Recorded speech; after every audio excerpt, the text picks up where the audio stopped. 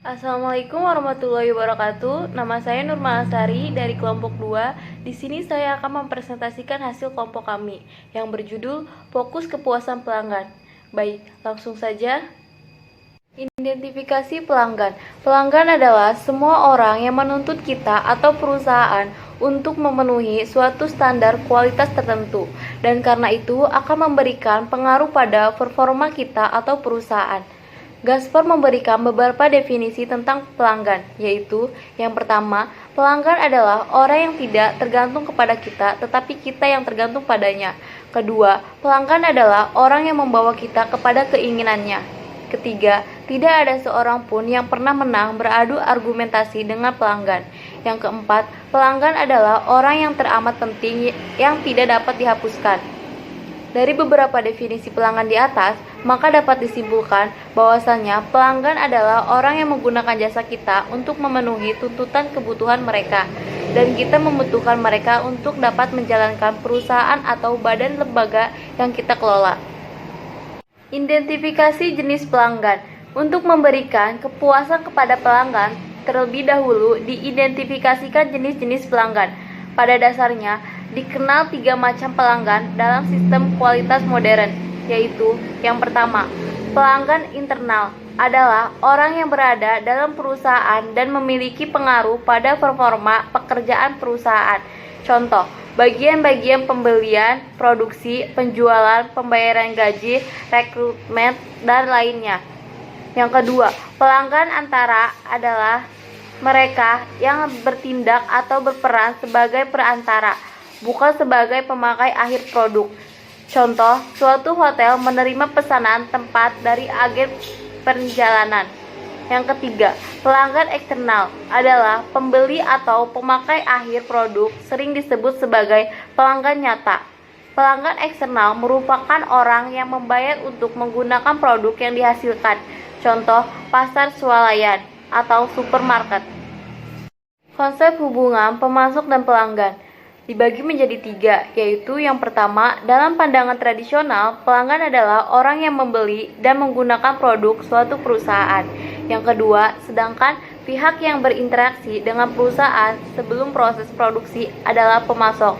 Yang ketiga, pelanggan dan pemasok menurut pandangan tradisional adalah eksternal perusahaan. Prinsip dasar kepuasan pelanggan.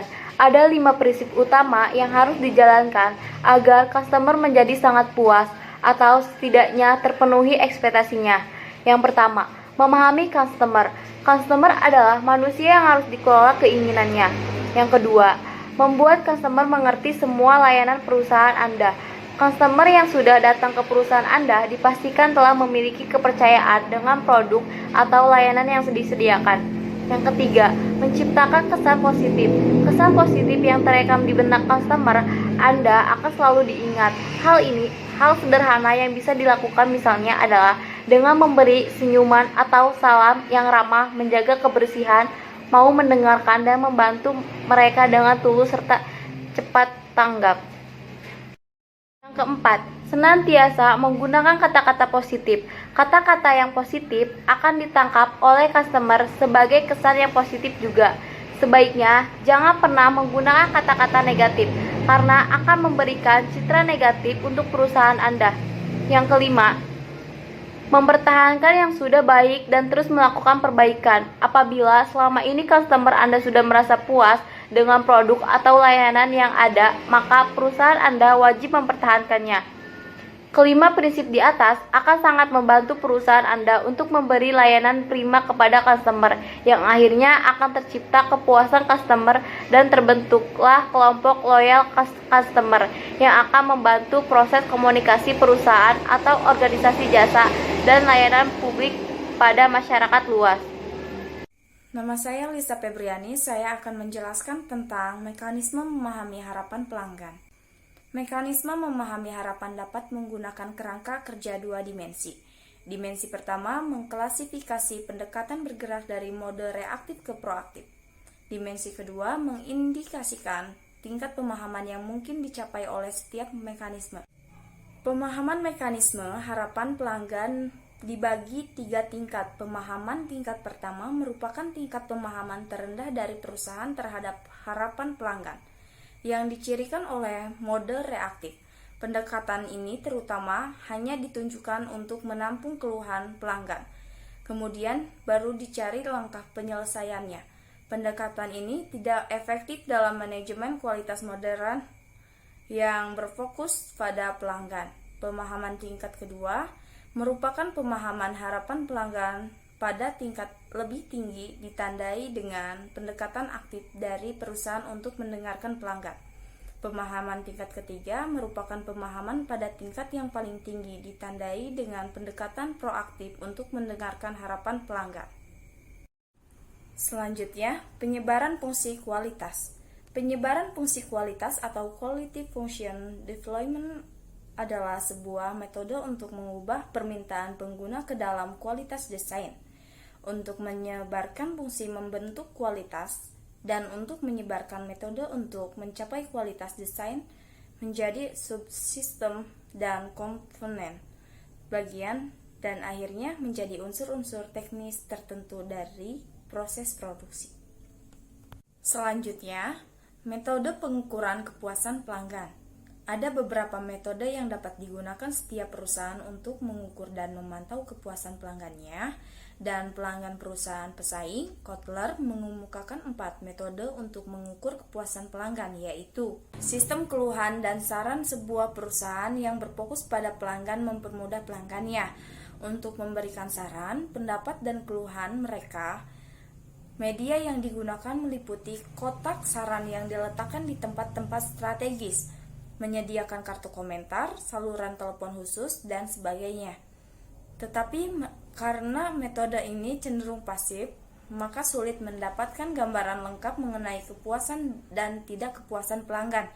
Tidak semua pelanggan yang tidak puas lantas akan menyampaikan keluhannya.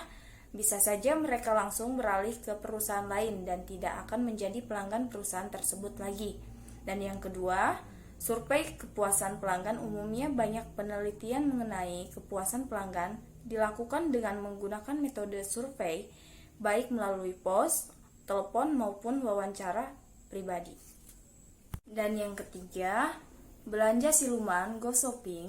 Metode ini dilaksanakan dengan cara mempekerjakan beberapa orang, ghost shopper, untuk berperan atau bersikap sebagai pelanggan potensial produk perusahaan dan pesaing. Lalu ghost shopper tersebut menyampaikan temuan-temuannya mengenai kekuatan dan kelemahan produk perusahaan pesaing berdasarkan pengalaman mereka dalam pembelian produk-produk tersebut. Selain itu, para ghost shopper juga dapat melihat langsung bagaimana karyawan berinteraksi dan memperlakukan para pelanggannya. Tentunya karyawan tidak boleh tahu kalau atasannya baru melakukan penilaian, akan menjadi bias. Dan yang keempat, analisis pelanggan yang hilang, lost customer analysis. Pihak perusahaan berusaha menghubungi para pelanggannya yang sudah berhenti menjadi pelanggan atau beralih ke perusahaan lain. Yang diharapkan adalah memperoleh informasi bagi perusahaan untuk mengambil kebijakan selanjutnya dalam rangka meningkatkan kepuasan dan loyalitas pelanggan. Selanjutnya, definisi dan klasifikasi jasa. Definisi merupakan suatu batasan atau arti, bisa juga dimaknai kata perasa atau kalimat yang mengungkapkan makna, keterangan atau ciri utama dari orang, benda, proses, atau aktivitas. Sedangkan banyak pakar yang membuat klasifikasi jasa, dan tiap pakar menggunakan dasar klasifikasi yang disesuaikan dengan sudut pandangnya masing-masing. Klasifikasi jasa dapat dilakukan berdasarkan 7 kriteria Lovelock 1987 dalam Evans dan Bermond 1990, yaitu 1. Segmen pasar. Berdasarkan segmen pasar, jasa dapat dibedakan menjadi jasa kepada konsumen akhir dan jasa kepada konsumen organisasional. 2. Tingkat keberwujudan tangibility. Berdasarkan kriteria ini, jasa dapat dibedakan menjadi 3, yaitu rented good service, owner good service, dan non-good service. 3. Keterampilan penyedia jasa berdasarkan tingkat keterampilan penyedia jasa. Jasa terdiri dari professional service dan non-professional service. 4. Tujuan organisasi berdasarkan tujuan organisasi jasa dapat dibagi menjadi komersial atau profit service dan non-profit service. Jasa komersial masih dapat diklasifikasikan lagi menjadi beberapa jenis. Staton, Ezel, dan Walker 1991, yaitu perumahan atau penginapan, operasi rumah tangga, rekreasi dan hiburan, perawatan pribadi, perawatan kesehatan, pendidikan swasta, bisnis dan profesi, asuransi dan finansial, transportasi dan komunikasi. 5. Regulasi dan aspek regulasi jasa dapat dibagi menjadi regulated service dan non-regulated service. 6. Tingkat intensitas karyawan berdasarkan tingkat intensitas karyawan.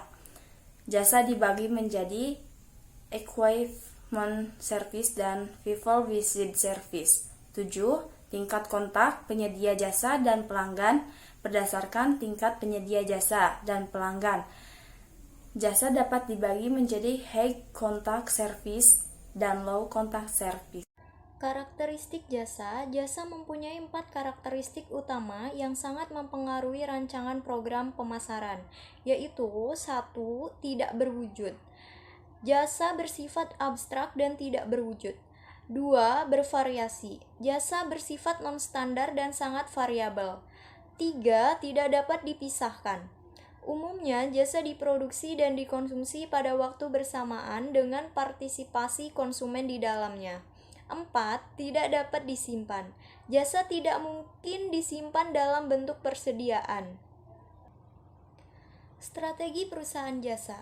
Strategi perusahaan jasa mempunyai 3 strategi, diantaranya yaitu 1. Pemasaran eksternal atau external marketing. Strategi pemasaran eksternal ini dikenal dengan 4P, produk, price, promotion, dan pledge. 2. Pemasaran internal atau internal marketing. Pemasaran jasa tidak cukup hanya dengan pemasaran eksternal atau 4P, tetapi harus diikuti pula dengan peningkatan kualitas atau keterampilan para personil yang ada di dalam perusahaan. 3. Pemasaran interaktif atau interactive marketing. Kepuasan konsumen tidak hanya terletak pada mutu jasa, misalnya restorannya yang megah dan makanannya yang bergizi, tetapi juga harus dipadukan dengan melakukan service quality improvement supaya peningkatan pelayanan benar-benar meyakinkan. Mengelola mutu jasa. Ada 5 mutu jasa menurut tingkat kepentingannya, yaitu 1. Keandalan. Kemampuan melaksanakan layanan yang dijanjikan secara meyakinkan dan akurat. 2. Daya tangkap. Kesediaan dalam membantu pelanggan dan memberikan jasa secara cepat. 3. Jaminan. Pengetahuan dan kesopanan karyawan dan kemampuan mereka menyampaikan akan membuat kepercayaan dan keyakinan dari pelanggan untuk membeli jasa. 4. Empati. Kesediaan memberikan perhatian yang khusus kepada masing-masing pelanggan, seperti selalu menanyakan kabar pelanggan dan menanyakan apa keluhan dari pelanggan setelah menggunakan jasa dari perusahaan jasa tersebut. 5. Benda berwujud. Penampilan fasilitas fisik, perlengkapan yang disediakan perusahaan, karyawan, dan bahan komunikasi menjadi bahan utama untuk menarik pelanggan membeli jasa. Carl Albrecht berpendapat bahwa terdapat 3 prinsip jasa yang perlu dilakukan perusahaan sehubungan dengan manajemen jasa.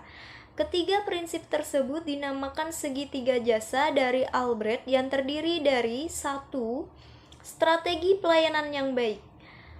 Setiap orang ingin diperlakukan dengan baik. Oleh karena itu, sudah selayaknya perusahaan menerapkan strategi pelayanan yang baik yang sesuai dengan tingkat kenyamanan dan keleluasan konsumen.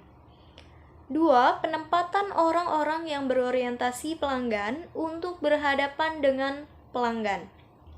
Pelayanan atau jasa yang baik ditunjukkan dan dapat dirasakan oleh konsumen.